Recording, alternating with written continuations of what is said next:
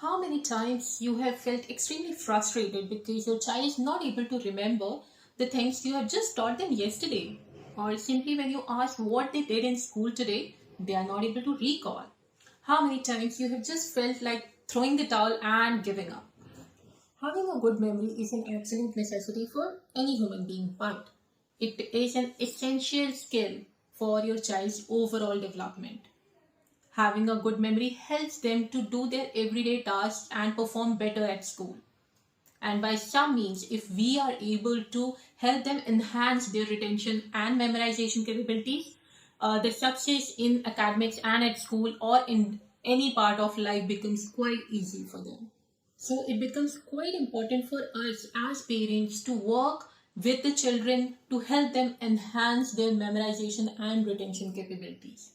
So in today's video, we are going to be discussing few very simple yet tried and trusted techniques that will help your child enhance their memorization retention capabilities. So let's go. So active learning is basically a method of teaching where both the parties are actively involved in the teaching method. So traditionally in our teaching methods, there is one teacher that teaches a class full of students. And basically there is a unidirectional flow of information. The teacher is giving out information and the students are supposed to be just learning. An active engagement of both the students and teachers all the time is practically impossible. Any class has roughly around 20 to 30 students in a class, and expecting teacher to take questions and engage all of the students in the teaching method becomes practically impossible for a teacher. So as a parent, whenever we are teaching our children at home, active learning becomes an efficient and effective way of helping children improve their memorization capabilities, their retention and memory power. So what happens in active learning? We basically engage the child. We expect them to ask questions. Like I have introduced a concept. Now I expect the child to ask me questions. They can come up with their own examples. They can describe the process in their own words, what they have understood from that particular concept, and that helps them actively use their memory power to understand the concept and again recapitalize them, and that somehow puts that in their brain strongly. Another interesting way of encouraging active learning is through role play. So, what we do is assume I have introduced a concept to the child, I have taught them whatever information was there, and once I'm sure that the child has understood the concept, we will switch roles. I'll become the student and I'll ask the child to teach me the concept, what they have just learned and understood. Now the child will use his memory to recapitalize what information they have just learned and say it in their own words. Now what this will do is this will reinforce their concepts, and somehow that will create stronger bonds and connections in their brain, eventually increasing their memorizing capabilities. Okay, I'm sorry for using such a quirky word of chunkifying, but I personally love this whole concept of teaching through chunkifying. And what that actually means is breaking down a bigger concept into smaller bits of information. So, whenever we are teaching children, they might get overwhelmed with if we are presenting a lot of information at once to them. So, it's important to break down a bigger concept into smaller, more manageable chunks.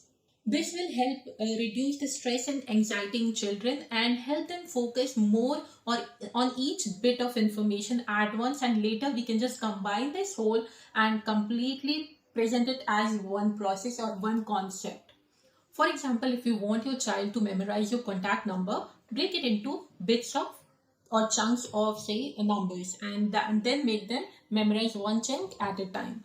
Similarly, if you want to teach the process of say photosynthesis to your child, instead of going and presenting the whole process of photosynthesis in one go, break it into steps, break it into process wise chunks and teach one step at a time. Then move on to the next one. Understand, try to understand how much they have actually imbibed it.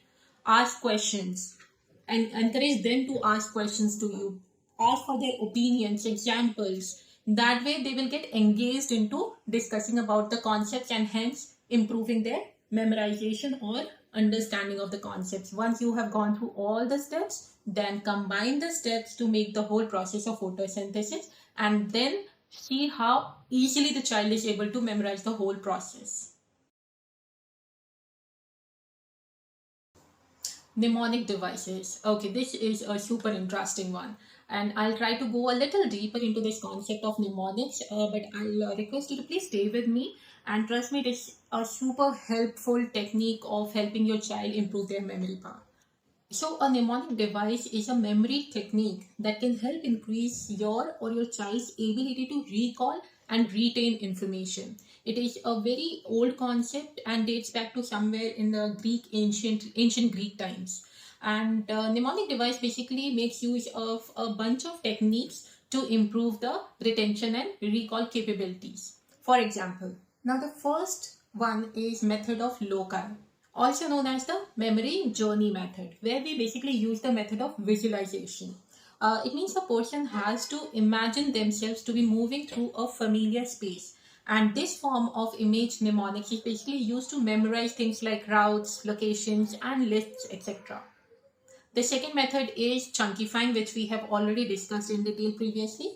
The third method is acronyms or acrostics. This is also known as name mnemonics. For example, in this technique include Roy G. Biv for the colors of the rainbow. So what we are doing is we are taking up the initial letter of all the words or the list of words that we are expected to memorize and make an acronym of that. So Roy G. Biv stands for red, orange, yellow, green, blue, indigo, violet. Similarly, it's PEMDAS, that is please excuse my dear Aunt Sally, for the order of operations in mathematics like parentheses, then exponents, multiplication, division, addition, subtraction.